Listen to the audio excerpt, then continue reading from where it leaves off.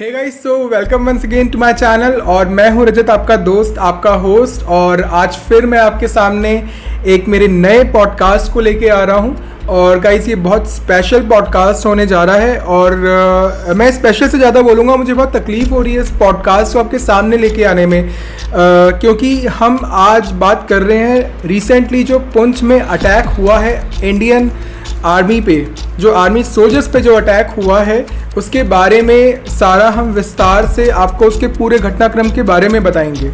तो बिना वक्त गवाए मैं आपको पहले उसका ब्रीफ बताता हूँ। सो दरअसल ये जो अटैक हुआ था ये पुंछ और राजौरी हाईवे पे हुआ था। वहाँ पे ये 21 अप्रैल को 3 बजे के आसपास, दिन में दोपहर के 3 बजे के आसपास हुआ था। और भट्टा धुरियन करके एक वहाँ पे जगह है जो कि पूरी एक तरह से एक फॉरेस्ट है, जंगल है, ट्री लाइंड अप पूरा एक फॉरेस्ट है, बहुत घना जंगल है। वहाँ पे मेन हाईवे पे ये अटैक हुआ था। और ये अटैक जो है हैंड ग्रेनेड्स और असॉल्ट राइफल्स के थ्रू, टेररिस्ट के थ्रू इस अटैक को किया गया था। तो अब इसमें क्या हुआ था, कैसे हुआ था, कौन सा टेररिस्ट इसमें संगठन इसमें जिम्मेदार है, और आगे हमारी गवर्नमेंट और आर्मी की क्या रणनीति है, इस पे क्या काम हो रहा है, इसको पूरा विस्तार से हम जानेंगे हमारे इस पॉडकास्ट में। तो बने रहिए मेरे साथ और देखते रहिए इस पॉडकास्ट। और इस समय की एक बड़ी खबर आपको बता दें, पुंछ में सेना की गाड़ी पर आतंकी हमला हुआ है। जम्मू कश्मीर के पुंछ से ये बड़ी खबर आ रही है। आतंकी हमले के बाद लगी थी आग। पुंछ में सेना की गाड़ी पर आतंकी हमला हुआ है। कहा यह जा रहा था कि बिजली गिरने से शायद आग लगी है, लेकिन पुंछ में सेना की गाड़ी पर आतंकी हमला हुआ है और उसके बाद ये आग लगी थी। सो गाइस, आज हम इस पॉडकास्ट को 6 सेक्शंस में डिवाइड करेंगे। क्या हुआ था, कैसे हुआ था, किसने किया था, क्यों किया था, और इस पे डिफेंस मिनिस्टर का क्या स्टेटमेंट है, और आज हमारी करंट सिचुएशन क्या है इस अटैक के बाद। सो इन 6 सेक्शंस पे हम आज सारा हमारा डिस्कशन रहेगा। सो गाइस, सबसे पहले हम बात कर रहे हैं क्या हुआ था और कैसे हुआ था। सो गाइस, सबसे पहले बात हम कर रहे हैं क्या हुआ था। सो ये बात है 21 अप्रैल की दोपहर के 3 बजे। और ये जो मैंने आपको जगह बताई थी, भट्टा धुरियन करके जो जगह थी, ये दरअसल एक पूरा फॉरेस्ट एरिया है और पुंछ और राजौरी हाईवे पे जो है ये पड़ता है। और LOC से लगभग जो है ये 7 किलोमीटर का इसका डिस्टेंस बताया जाता है। तो नॉर्मली जो ये राष्ट्रीय राइफल्स जो हैं, सो गाइस, हाँ, सबसे पहले आपको मैं बताता हूँ, ये हमला जो हुआ था ये राष्ट्रीय राइफल्स के जो सोल्जर्स थे उन पे हुआ था। सो बिफोर हम बात करें कि इसमें क्या हुआ था, तो सबसे पहले मैं आपको बता दूं, राष्ट्रीय राइफल्स जो हैं ये इंडियन आर्मी की वो स्पेशल फोर्सेस हैं, स्पेशल फोर्स हैं जो कि 1990 में एक तरह से ये बॉर्न हुई थी। लगभग इसमें 80,000 सोल्जर्स जो हैं वो काम करते हैं। और ये इसमें ऑलमोस्ट 85 इसकी खुद की अपनी बटालियंस हैं। और ये बताया जाता है कि ये कुपवाड़ा, डोडा, पुलवामा, अपने पुंछ हो गया जहाँ पे अटैक हुआ है, और बनिहाल और उधमपुर, तो लगभग ये जम्मू कश्मीर में जितने भी टेररिस्ट रिगार्डिंग जो ऑपरेशंस होते हैं, जो स्पेशल ऑपरेशंस होते हैं, उसके लिए इस आर्मी जो स्पेशल आर्मी ग्रुप है इसको फॉर्म किया गया था। तो ये जो राष्ट्रीय राइफल्स के जो जवान थे, जो 5 जवान थे, ये दरअसल उस समय इस हाईवे को, इस पूरी रोड को क्लीन करने के लिए, इसकी रेकी करने के लिए दरअसल जा रहे थे। और रेकी करके ये वापस आ रहे थे। रेकी में मतलब स्पेशली ये सर्च करने जा रहे थे कि कोई यहाँ पे कोई एक्सप्लोजिव तो नहीं है, कोई यहाँ पे अनवांटेड एक्टिविटी तो नहीं होने वाली है। तो इसका पूरा एक डिटेल इन्वेस्टिगेशन करके ये वापस अपने हेडक्वार्टर्स में लौट रहे थे, और तब ये हादसा हुआ था।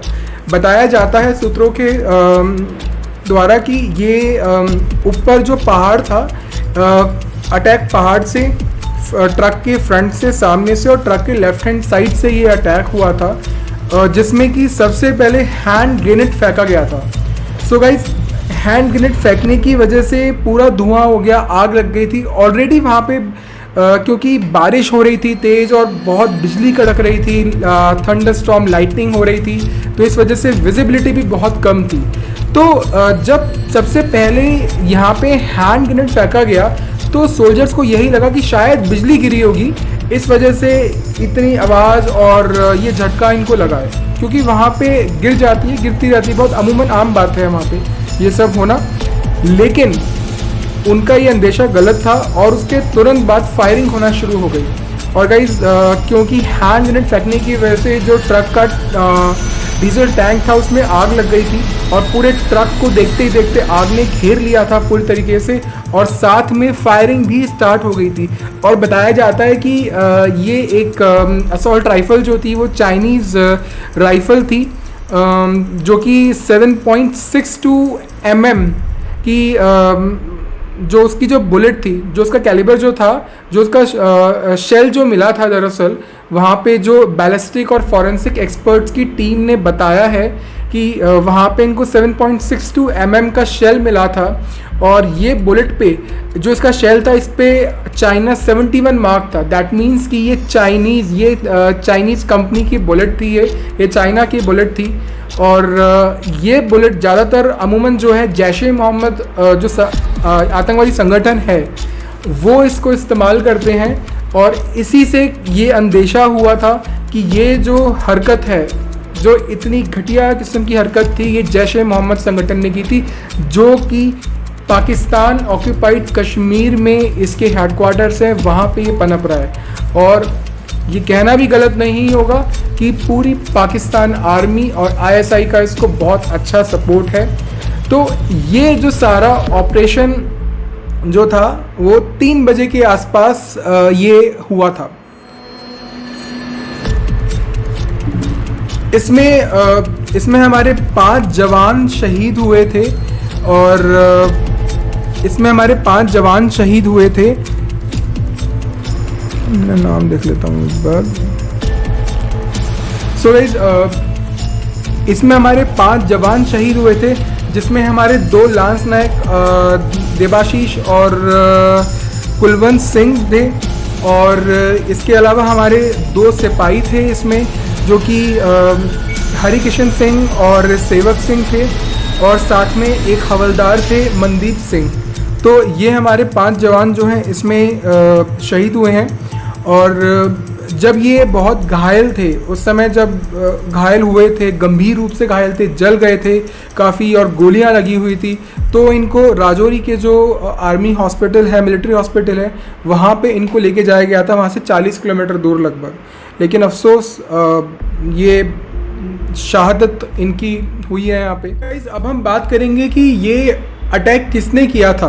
तो जैसा कि मैंने आपको अभी बताया था कि जैश-ए-मोहम्मद का इसमें हाथ होने के पूरे अनुमान थे, क्योंकि जो शेल जो मिली थी यहाँ पे बैलिस्टिक टीम को, तो उस पर चाइना 71 मार्क था।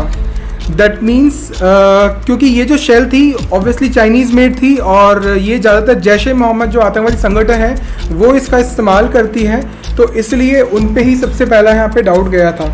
और फिर उसके बाद PAFF जो एक तरह से प्रॉक्सी इनका ग्रुप है, ऑर्गेनाइजेशन है, जैश-ए-मोहम्मद की संगठन है, ये जैश-ए-मोहम्मद का प्रॉक्सी संगठन हम कह सकते हैं कश्मीर में, तो उसने इस पूरे हमले की जिम्मेदारी ली थी। और ये लगभग 2019 में ये फॉर्म हुआ था ये संगठन, लेकिन क्योंकि ये संगठन आतंकी गतिविधियों में हमेशा लिप्त रहा था, तो इस वजह से इसको बैन कर दिया गया। इसको जो हमारा एक आर्टिकल है अनलॉफुल एक्टिविटीज़ प्रिवेंशन एक्ट, उसके सीरियल नंबर 6 के फर्स्ट शेड्यूल में इसको ऐड कर दिया है, और उसके बाद अब इसको पूरा बैन कर दिया है। और इस ग्रुप से जो भी लोग जुड़े हुए हैं वो एक तरह से आतंकवादी की श्रेणी में शामिल हो गए हैं। तो ये अटैक जो इन्होंने किया था, ये लगभग कुछ उस तरीके का अटैक था जो कि नक्सलाइट्स करते हैं। जो नॉर्थ ईस्टर्न रीजन जो है या छत्तीसगढ़ साइड है, वहाँ पे जो जितने भी नक्सलाइट हमले होते हैं वो भी कुछ इस तरीके के हमले होते हैं। तो कुछ इस तरीके का हमला ही ये किया गया था, और कहा यह भी जाता है कि 14 फरवरी 2019 को जो पुलवामा अटैक हुआ था, जो कि सीआरपीएफ के जवानों पे जो उनका पूरा कॉन्वॉय, उनका तो पूरा एक कॉन्वॉय था, तो उस पूरे कॉन्वॉय पे जो हमला हुआ था जिसमें हमारे 40 जवान शहीद हुए थे, उसके बाद ये हमला अब तक का सबसे बड़ा हमला कहा जा रहा है। तो गाइस अब हम बात करेंगे ये हमला क्यों हुआ था। तो एक अभी रिसेंटली मैंने देखा था न्यूज़ चैनल पे, तो एक आर्टिकल पब्लिश हो रहा था जिसमें ये दिखाया हुआ था कि एक मतलब उनको भी बहुत गुप्त ये जानकारी मिली थी उनके सोर्सेस के थ्रू कि जो अभी G20 समिट जो हो रहा है, क्योंकि मैं आज ये व्लॉग बना रहा हूँ तो G20 समिट ऑलरेडी स्टार्ट हो गया है कश्मीर में, श्रीनगर में। तो ये जो G20 समिट जो हो रहा है इसको कहीं ना कहीं वो नाकाम करना चाहते थे। तो नाकाम, अब बात वही आती है, आतंकवादी संगठनों को नाकाम करके क्या मिलेगा। यहाँ पे सिर्फ आतंकवादी संगठनों का हाथ नहीं है गाइस, यहाँ पे बहुत मैक्सिमम, बल्कि मैं बोलूँगा पूरे चांसेस हैं कि यहाँ पे पाकिस्तान का बहुत बड़ा हाथ है, क्योंकि जैश-ए मोहम्मद संगठन वैसे भी पाकिस्तान ऑक्यूपाइड कश्मीर में है। और जैसा कि आप जानते हैं कि पहले बालाकोट एयर स्ट्राइक हुई थी जब पुलवामा अटैक हुआ था, 26 फरवरी को ये एयर स्ट्राइक उस समय हुई थी, और वहाँ पे काफ़ी ऐसे आतंकवादी संगठन को नेस्तनाबूद किया गया था, उस समय उनको ख़त्म किया गया था।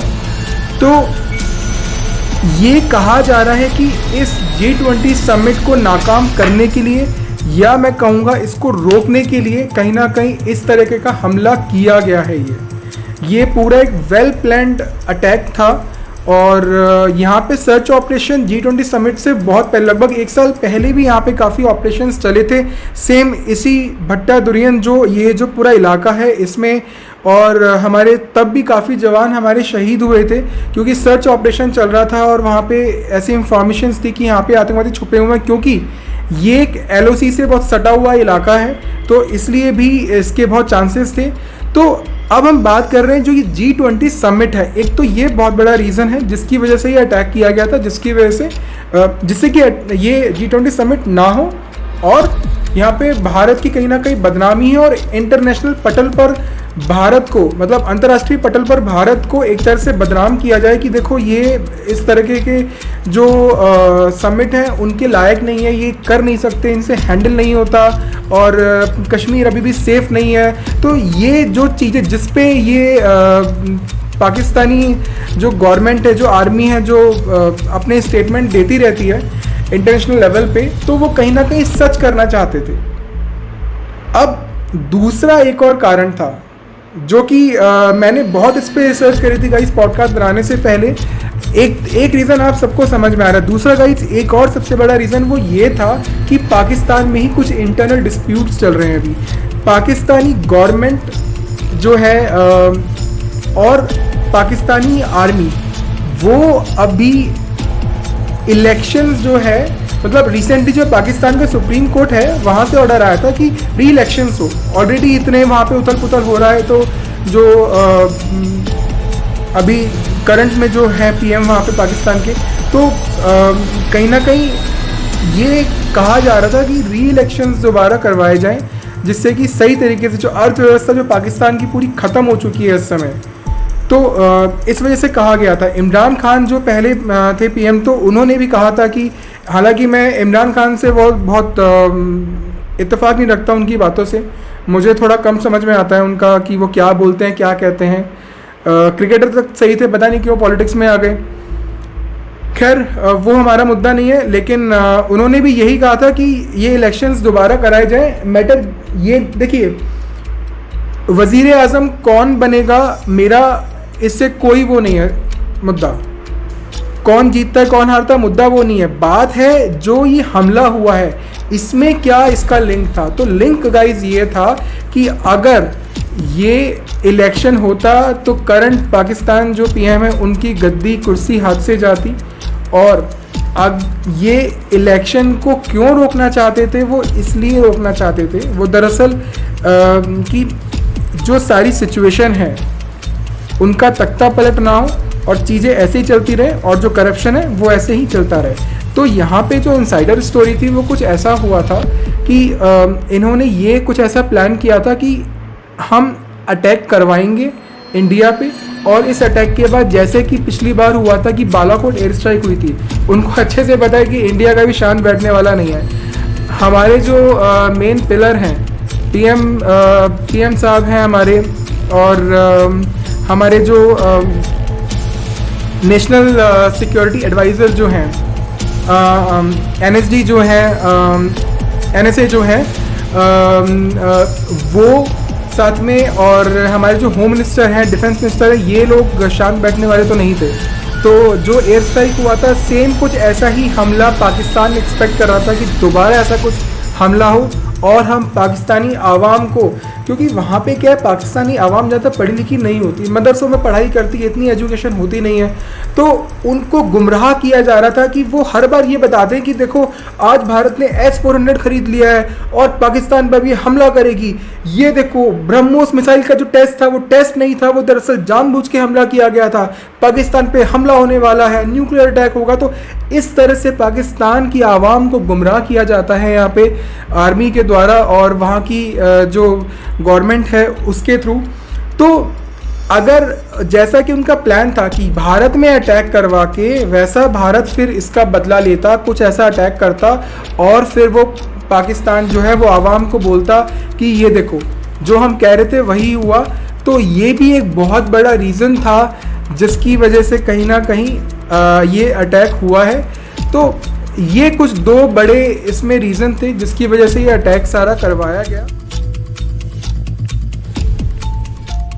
तो गाइज हमारे इस पॉडकास्ट का जो आखिरी भाग है, करंट सिचुएशन, आज इसकी क्या सिचुएशन है। तो गाइज जब ये हमला हुआ था उसके बाद जो थे सारे जो स्पेशल फोर्सेस हैं, बैलिस्टिक और फॉरेंसिक एक्सपर्ट्स हैं, स्निफ डॉग्स हैं और इस तरह के जो सारी फोर्सेस और जो इंटेलिजेंस से पूरी लगा दी गई है इस समय ये पता करने के लिए, और पूरे आसपास के इलाके की पूरी छानबीन की जा रही है। कह रहे हैं कि पूरे जो 7 किलोमीटर का पूरा एरिया जो है, जो LOC तक का एरिया है, वहाँ पे पूरी छानबीन की जा रही है और अभी तक लगभग 1 दर्जन से ज़्यादा लोगों को इसमें गिरफ्तार किया गया है, जो कश्मीर के जम्मू वगैरह के वहीं के लोकल जो कुछ लोग हैं। अब बताया ये जा रहा है कि इसमें अंदर के लोगों का भी हाथ था कहीं ना कहीं, और सबको पता है कि किसी भी किले के दरवाजे बाहर से नहीं अंदर से खुलते हैं। जब हमला होता है तो उसमें अंदर के भी जो गेट होता है, जो अंदर की जो संकल होती है, उसका भी खुलने का कहीं ना कहीं हाथ होता है। और जैसा कि कहावत है, जब तक जयचंद और मीर जाफर जैसे लोग होंगे, इस तरह के हमलों को कोई नहीं रोक सकता। ये सिर्फ और सिर्फ हमारे आर्मी की जिम्मेदारी नहीं है, ये आपकी और हमारी, हम सब की, हम आवाम की भी जिम्मेदारी है कि हम भी सतर्क रहें और हम ध्यान दें हमारे आसपास की सारी गतिविधियों पर, हम उसको नज़रअंदाज ना करें। तो इसमें बताया जा रहा है कि आज भी वहाँ पे स्लीपर सेल्स जो हैं वो एक्टिव हैं और बहुत हद तक उनका इसमें इसकी पूरी मिलीभगत थी और ये सारा मिलके इस को अंजाम दिया। क्योंकि इनको कैसे पता चला कि जो राष्ट्रीय राइफल्स के जो जवान हैं वो रेकी करने जा रहे हैं, रेकी करके वहाँ से आ रहे हैं, किस टाइम जाएंगे, किस जगह जाएंगे, किस समय लाइट की विजिबिलिटी कम होगी, बारिश आगे तूफान होगा। तो बहुत कुछ इसमें पूरी वेल प्रूफ प्लानिंग की गई थी। लेकिन इतना मैं आपको आश्वासन देता हूँ गाइस कि हमारी इंडियन आर्मी यहाँ पे चुप नहीं बैठने वाली, इसका बदला ज़रूर लेगी। और जो सर्च एंड डिस्ट्रॉय ऑपरेशन जो चलता है, जब भी इस तरह के हादसे होते हैं या आतंकवादी हमले होते हैं तो उस समय सर्च और डिस्ट्रॉय ऑपरेशन चलाया जाता है। तो ढूंढो, सुअरों को ढूंढो और उनको मारो, उनको ख़त्म करो, ये इनका उद्देश्य होता है। और जैसा कि 14 फरवरी के बाद जो 26 फरवरी को जो उसका पूरा बदला लिया गया था पुलवामा का, हमें पूरी उम्मीद है ऐसा कुछ ना कुछ आपको आने वाले समय में देखने को मिल सकता है। और अगर नहीं भी आपको मिला मीडिया पे, न्यूज़ चैनल्स पे, तो डेफिनेटली इसका एक्शन ज़रूर होगा और जो लोग इसमें शामिल थे उनको ख़त्म किया जाएगा। डेफिनेटली ये सब होगा। तो गाइज़ ये आज का सारा मेरा पॉडकास्ट था जो मैंने आपसे डिस्कस किया। और बहुत ही घटिया हरकत थी जो ये हुई है, और मैं इसकी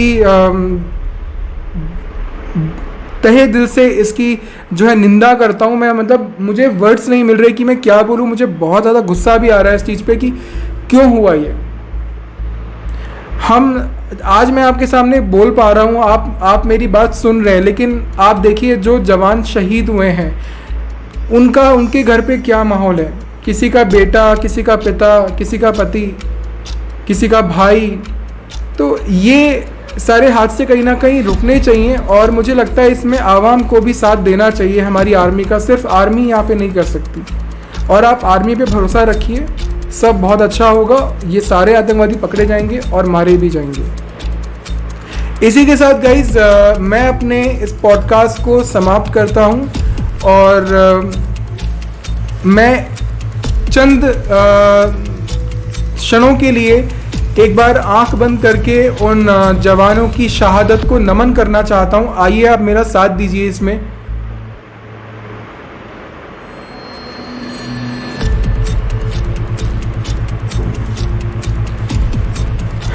तो guys thank you so much मेरे साथ जुड़ने के लिए, मेरे इस पॉडकास्ट को देखने के लिए। अगर आपको मेरा पॉडकास्ट अच्छा लगा, आपको समझ आया, तो प्लीज़ इस वीडियो को लाइक करिए, शेयर करिए और चैनल को सब्सक्राइब करिए। इसी के साथ हम आपसे विदा लेते हैं। नमस्कार, जय हिंद।